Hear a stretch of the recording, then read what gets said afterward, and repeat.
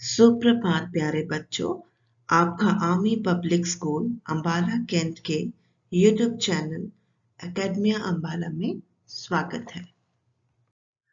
बच्चों, आज हम महात्मा बुद्ध जो एक सिद्ध पुरुष हुए हैं, उनके जीवन की एक सत्य घटना के बारे में जानेंगे, जिन्होंने प्रेम, करुणा और अहिंसा के द्वारा एक डाकू जिसका नाम अंगुलीमाल था, उसका भी हृदय परिवर्तन कर दिया।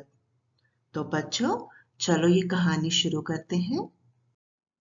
गांव के सभी लोग बहुत परेशान थे कि कैसे इस डाकू से हमें छुटकारा मिले।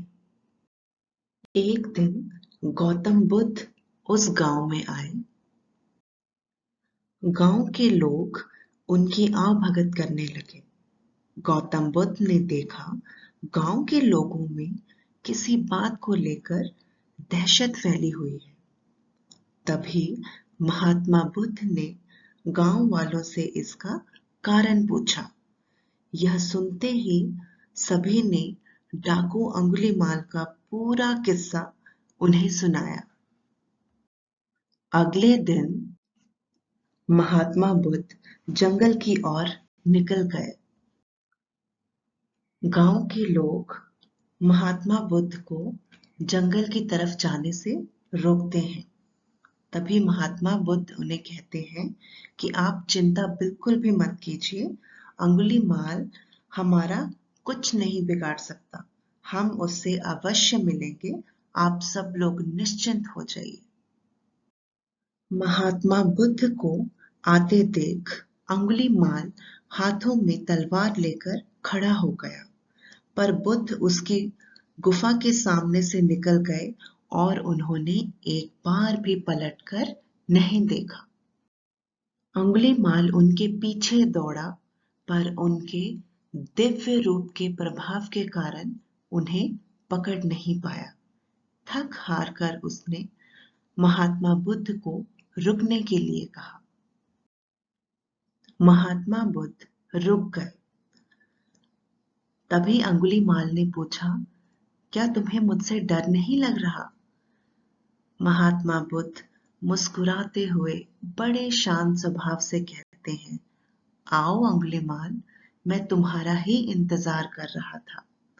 अंगुलीमाल बिल्कुल हैरान हो गया। कहा, तुम्हें मुझसे बिल्कुल डर नहीं लग रहा?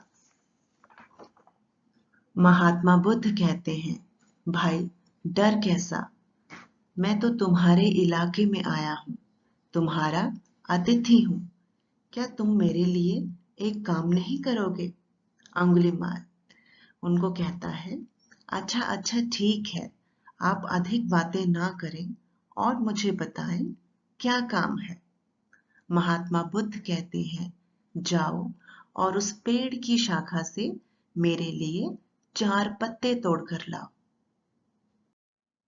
अंगुलीमाल पेड़ की तरफ जाता है और वहां से 4 पत्ते तोड़कर ले आता है।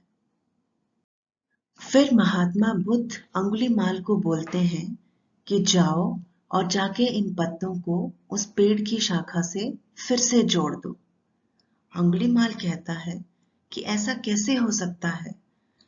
कहीं टूटा हुआ पत्ता फिर शाखा से लगता है क्या? महात्मा बुद्ध बड़े प्रेम से कहते हैं, देखा तुमने, टूटी हुई चीज दोबारा नहीं जुड़ सकती। तुम लोगों के सिर काटते हो, क्या तुम उन्हें दोबारा जोड़ सकते हो? नहीं ना, तब तुम लोगों की हत्या क्यों करते हो? जब हम दूसरों को जीवन नहीं दे सकते, तो हमें उनके प्राण लेने का भी कोई अधिकार नहीं है।